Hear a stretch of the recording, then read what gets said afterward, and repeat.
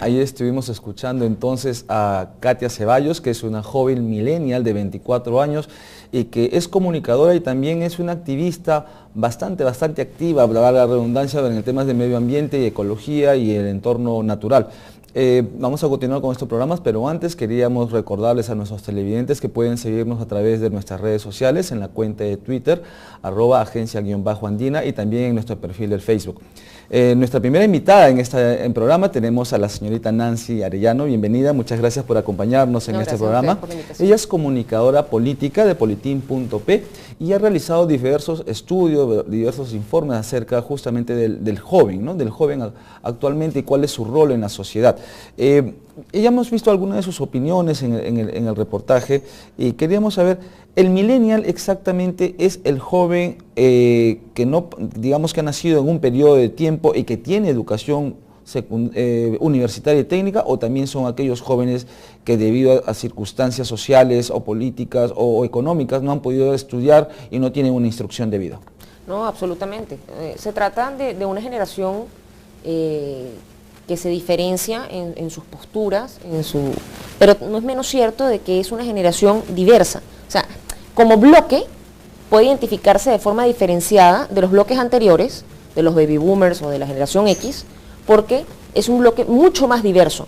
Entonces, cuando encontramos estos grados de diversidad y de diferenciación, de individualidad tan marcados, decimos, ok, no pertenecen a la generación X, no pertenecen a la generación de los baby boomers, que son millennials, y los millennials primero son diversos.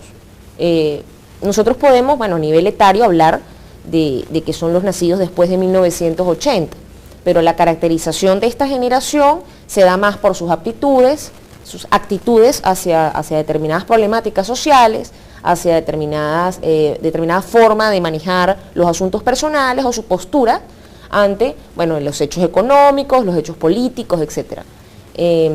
Nosotros hemos podido observar similitudes entre el millennial latinoamericano y el millennial, bueno, estadounidense, el millennial europeo.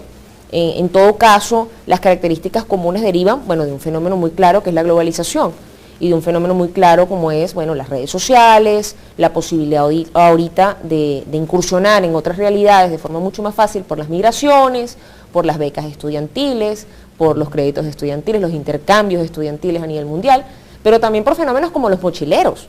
Claro. Por fenómenos como Couchsurfing, que es una página donde tú te inscribes y puedes irte de mochilero y alguien te presta su sofá para que duermas allí. En cualquier punto ese millennial puede no tener estudios universitarios y es millennial. Entonces, yo he encontrado muchachos, por ejemplo, de Ayacucho, que me han contado cosas como que, por ejemplo, iba a hacer una tesis, pero la tesis la iba a hacer en quechua. Iba a hacer la tesis en quechua y él sabía que parte del jurado evaluador no hablaba quechua, pero es mi derecho hacer mi tesis en quechua. Esa actitud contestataria, esa actitud desafiante hacia la autoridad es propia del millennial. El millennial no cree en las estructuras verticales, cree en las estructuras horizontales y cree que todos somos iguales.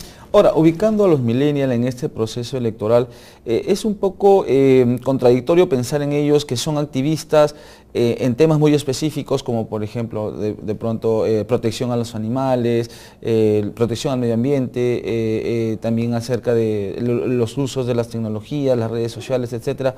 Pero, ¿cómo comprender que ellos están tan activos en estas actividades, pero no participan directamente de la política?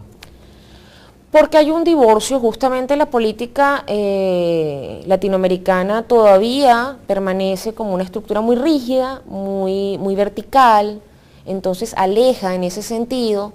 O sea, estamos hablando de que es el paso del militante político al activista político. El activista político normalmente pertenece a ONGs o estructuras de incidencia social. En el caso peruano, además, hay una alta informalidad en lo que son las agrupaciones que persiguen objetivos sociales. Esa informalidad hace que estén aún más lejos de constituirse en actores políticos independientes, sino que se mantienen en la esfera social sin en realidad un impacto importante o medible, porque no está formalizado y no ha buscado acercarse, o no se han acercado tampoco desde el poder, a estas estructuras para engranar, ¿no? Hay unas propuestas de, por ejemplo, la sociedad de bienestar, que es la propuesta, bueno, ya un paso más adelante del Estado de Bienestar Europeo, que justamente propone que ese eje social logre articularse con el Estado y formar, bueno, reducir la carga, por supuesto, del Estado en responsabilidades, compartirla y crear una suerte de competitividad entre lo político y lo social, persiguiendo el mejoramiento, pues, de la sociedad. Partiendo, Nancy, de lo que nos comentas de ese divorcio que existe entre el Estado y los millennials, ¿cómo esto podría perjudicar al país y a nuestra sociedad más adelante, digamos, si es que el Estado no despierta e intenta acercarse a este grupo que ya sabemos que es bastante grande dentro de la sociedad, casi 30%? Así es. Bueno, como la pirámide demográfica en el Perú pues es piramidal, ¿no? A diferencia de Europa, que tiene una pirámide invertida, por supuesto es muy preocupante que haya esa lejanía, porque vamos a encontrar pues un déficit en representación política. Y bueno, lo podemos ver en líneas generales cuando vemos todo el escenario actual y vemos, bueno, más o menos las edades, ¿no?, que tienen los candidatos. Hay personas de edad muy avanzada todavía participando, y esa ausencia de liderazgos jóvenes que conecten, también lo vemos en cómo se han movido las encuestas, ¿no? Y se movieron referente a determinados candidatos de forma muy rápida, como una reacción de, este puede ser algo nuevo, porque el millennial está buscando dónde o quién puede representar ese cambio hacia la horizontalidad. Y justamente los candidatos que han apenas coqueteado sobre ese tipo de políticas han obtenido una rápida respuesta, muy inmediata y quizás un poco superficial. Entonces, ¿cuál es el peligro de cara a los próximos 5 años o 10 años? Que esa ausencia traiga un liderazgo superficial que aparezca únicamente en etapas electorales y que pueda tomar después decisiones desde el poder que vayan en perjuicio de las mayorías que estarían en este momento constituidas por millennials. Entonces seríamos de alguna forma artífices de nuestra propia desgracia por el hecho de no lograr un engranaje dentro de la política. ¿Cuál sería el llamado allí? Bueno, a que el próximo gobierno que empiece en julio tome políticas muy activas para la organización y sistematización de estos actores sociales y buscar no partidizarlos, pero sí politizarlos. Y politizarlos en el sentido de ciudadanizarlos, hacerlos ciudadanos inteligentes. Las ONGs pueden funcionar, así como las empresas, como ciudadano corporativo, las ONGs deben funcionar como ciudadanos inteligentes, por decirlo así, aglomerados de ciudadanos inteligentes que buscan incidir en la creación de políticas públicas que cumplan con el doble imperativo ético, con las generaciones presentes en materia económica y con las generaciones futuras en materia de sustentabilidad y sostenibilidad. Las autoridades a ser elegidas no han tomado en cuenta en realidad, o la dimensión, no han captado la dimensión de lo que representan los jóvenes, los millennials, porque en general ellos van a ser, pues, integran ese bono demográfico que en algún momento nos va a permitir ser una fuerza laboral grande, una fuerza creadora grande, innovadora grande, pero que no se le da la debida importancia. ¿Cómo, digamos, podrían canalizar los jóvenes, si no es por la política, sus demandas a través de, no solamente de las redes, o también se puede hacer otros medios? Bueno, por un lado, hoy día, bueno, la sociedad se define como un ente hipercomplejo, ¿no? Un entramado social hipercomplejo donde cumplimos distintos roles al mismo tiempo. Creo que, las redes sociales cumplen una función muy importante, todos los nuevos medios que permiten, bueno, democratizar el acceso a tener voz e incidencia masivamente, pero no es menos cierto que cada día son más. Entonces, a medida que hay más blogs, a medida que hay más usuarios de Twitter, a medida que hay más páginas de Facebook, la incidencia de tu página o de tu blog es menor, y ya además se está monetizando el asunto con que coloques publicidad, etcétera. Entonces ya se está, digamos que ese acceso muy democrático necesita igualmente ahora tener recursos que van hacia el poder económico. ¿Qué habría que hacer allí? Bueno, yo creo que hay que retomar lo local, las tendencias locales, la mirada de lo local hacia lo mundial, y el espejo mundial pues sería el tema de las redes, y lo local es retomar la calle, retomar la plaza, retomar las reuniones con los amigos, los clubes deportivos, retomar las asambleas ciudadanas para discutir los temas, no encerrarnos, no seguir colocando rejas y doble llave a las puertas y no saludar al vecino. O sea, hay una actitud que tiene que ser proactiva en ese sentido para recuperar lo social, pues como social. Regresando un poco al tema de los candidatos, se ve mucho que incursionan ahora justamente lo que hablan en las redes sociales. ¿Esa es una forma en la cual ellos están llegando a los millennials realmente o quizás solamente es un tema más superficial? Yo creo que hay un problema que está aparte, pero que igual incide, que es el tema electoral, y el tema electoral específicamente con la cantidad de candidatos que hay al celebrarse las elecciones presidenciales con las congresales al mismo tiempo, el hecho de la indeterminación de candidatos congresales, por ejemplo en Lima por distritos electorales, sino que son 36 para todo el mundo, para casi 10 millones de habitantes, si mal no recuerdo la cifra, y esto causa que la difusión de la información tampoco sea efectiva.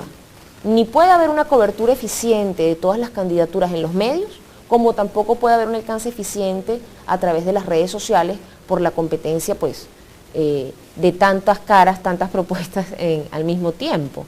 Imagínate que por las 20 agrupaciones que empezaron, por 36, tenemos una cantidad absurda de candidatos. Eso causa que además el millennial, que tiene su vida, sus gustos, sus preferencias, y que tiene además su página pues con sus amigos, de repente empiece a brincar y filtrar contenidos y a decir, oye, no me interesa que me ocupen el 80% de mi fanpage con cosas de política. Entonces sí creo que ahí nuevamente la responsabilidad sí viene de parte del Estado de entender que los tiempos han cambiado, que hay muchos medios ahora alternativos, que aunque hay medios tradicionales todavía persistentes no se van a dar abasto, y que el ciudadano tiene derecho a poder ver de forma eficiente, veraz y oportuna la información para poder elegir realmente. Bueno, precisa el diagnóstico y el perfil que está realizando Nancy Arellano respecto a los jóvenes millennials y su participación en la campaña electoral, que probablemente pueda ser definitorio con su voto, porque finalmente los jóvenes en el país representan el 30% de la ciudadanía hábil para emitir un sufragio. Antes de continuar con nuestra invitada, la señorita Nancy Arellanos, quería recordarles que nos pueden seguir a través de nuestras redes sociales, en la cuenta de Twitter, que es @agencia_andina, y también en el perfil de Facebook. Bien, Nancy, nosotros al inicio del programa vimos un reportaje de una joven que estaba interesada en un tema muy específico y se había convertido en una activista sobre este tópico, ¿no? Que es el medio ambiente. Como sabemos, pues el mundo en general está sufriendo los efectos de este calentamiento global, el cambio climático, etc. ¿Por qué crees tú que los millennials están más sensibilizados con este tema? Bueno, por un lado porque hay mucho más acceso a la información, cosa que, bueno, antes no era así. Ha habido, bueno, grandes movimientos que se gestaron en el siglo XX, que iniciaron todo este tema del activismo, desde Amnistía Internacional, por ejemplo, que es una de las más antiguas en ese sentido, y que han venido pues estando muy en contacto siempre con los jóvenes, porque los jóvenes normalmente han sido los que están dispuestos, además porque tienen el tiempo de estar en la calle, de organizarse para ser más contestatarios, ¿no? Siempre se dice que los jóvenes son la vanguardia, ¿no? de su momento. En ese sentido, hoy día el tema climático, debido pues, al avance de la ciencia, de la tecnología y de la información, se ha venido entendiendo y comprendiendo cuáles son las consecuencias directas que tiene sobre la salud pública, sobre las posibilidades de producción futura, etc. Entonces yo creo que se ha logrado la democracia en Occidente, se ha ido hacia la calidad democrática y hacia la calidad de vida. Y esta calidad de vida que viene a ser pues, la panacea de los millennials, está constituida por muchos frentes, incluido el tema del deber ético, pues como me comentaba antes, con las próximas generaciones. ¿De qué sirve hoy explotar los recursos para que mañana no tengamos qué hacer? Y además hay una comprensión pues, de las consecuencias irresponsables derivadas de los ciclos económicos y del uso excesivo de determinados recursos. Hay fenómenos como por ejemplo las migraciones de tecnología energética, por ejemplo, donde encontramos ciudades, por ejemplo, abandonadas, en Chile, en Rusia, ciudades que están intactas y que fueron abandonadas porque ya el carbón pasó. Entonces, cuando se dio el paso del carbón al combustible fósil, hubo ciudades que perdieron sentido, ¿no? Porque la ciudad es un hecho económico. El millennial conoce ese tipo de realidades, vamos a decirlo, no voy a decir que todos, porque no todos están igualmente informados, pero sí hay unos liderazgos que han venido manejando mucha información y que han venido especializándose en sus áreas, como esta muchacha en el caso ambiental, Katia cuando nos Ceballos. comentaba de la Amazonía, ¿pero cómo se llama? Katia Ceballos. Katia. La señorita Katia Ceballos, específicamente con el tema de la Amazonía, y ella se preocupa, por ejemplo, cuando habla del tema textil y dice qué vamos a hacer con el algodón, cómo vamos a competir con China, cómo vamos a competir con la mano de obra. Entonces, la actitud no es la misma, no es ser ecologista, no sé cómo decirlo, hippie, come flor, no, sino es que el millennial asume la realidad y dice, ok, bien, tenemos que buscar ser productivos, pero ¿hasta dónde y a costa de qué? ¿Y por qué es más importante mis necesidades que las necesidades del habitante actual de la selva? O sea, ¿cómo yo voy a ir a destruir su hábitat natural porque yo necesito satisfacer mis necesidades? Entonces, esa noción de lo injusto y lo justo, que es una lección histórica, está muy presente en los millennials. Y por eso creo que, bueno, han venido preocupándose por temas que antes no eran, pues. Justamente a partir de esa preocupación, justamente Katia en el video también nos decía que ella quería propuestas claras sobre eso. Claro. Cosas concisas, que nos digan el cómo. En su caso, bueno, si vas a traer más inversión, dime cómo. ¿Qué es lo que va a pasar cuando traes más inversión? ¿A quiénes vas a perjudicar? ¿Cómo los vas a ayudar? Y eso, ¿no? Esa es una característica también de los millennials, que busquen las cosas claras. Claro, es que en el siglo XX se daban esas teorías de la representación democrática, donde ciudadanos no virtuosos eligen al más virtuoso para que los represente. Entonces, después venía el tema de la aporía, ¿no? ¿Cómo ciudadanos no virtuosos son capaces de identificar quién es el más virtuoso si ellos no son virtuosos? El siglo XX y finales del siglo XX y la entrada del siglo XXI nos demuestra que nosotros también somos virtuosos. Entonces, si nosotros somos virtuosos y estamos en capacidad a través del voto de elegir al más virtuoso, tenemos que empezar a identificar cosas reales. Y ahí vienen las preguntas, qué, cómo, cuándo, dónde, por qué y para qué. Entonces, esa serie de preguntas que, digamos, eran la tablilla para los periodistas, y ha sido siempre la tablilla para los periodistas para reportar noticias, hoy día son la tablilla para la política. No basta con el hecho noticioso, el ciudadano juzga qué, cómo, cuándo, dónde, por qué, para qué y quién es el responsable. Porque ya se entiende que en el ciclo el Estado me quita a mí para agarrar para sí por un bien superior. ¿Vale? ¿Cuál es el bien superior? ¿Qué tan superior es? Y hasta dónde no me perjudica más bien a mí. Y ahí viene el gran debate de la legitimidad en el ejercicio democrático y términos como ahorita ya ni siquiera se habla ni de legitimidad ni de gobernabilidad, ahora se habla de gobernanza multinivel. Y la gobernanza multinivel implica justamente eso, que logremos la conexión entre lo local, lo global, entre la representación directa y la representación indirecta, que las políticas públicas sean reactivas, proactivas y prospectivas, y que el escenario es complejo, difuso, y que tienen que crearse nuevos, múltiples canales de comunicación con la ciudadanía para que el ejercicio de la política sea realmente legítimo y expresión, pues, popular y ciudadana. Correcto. Bien, bueno, agradecemos entonces a Nancy Arellano, ella es comunicadora política de Politim.p, nos ha ayudado a hacer un diagnóstico, definir un perfil del joven millennial y finalmente hemos comprobado o llegamos a la conclusión pues que tiene un protagonismo, ¿no?, que debe ser tomado en cuenta por los actores políticos, los actores electorales, habida cuenta que representan casi un tercio de la población electoral en el país y que su participación en los comicios pues definirán, inclinarán en algún lado de la balanza cuando estemos por elegir a nuestras autoridades. Son retos del siglo XXI para la política peruana.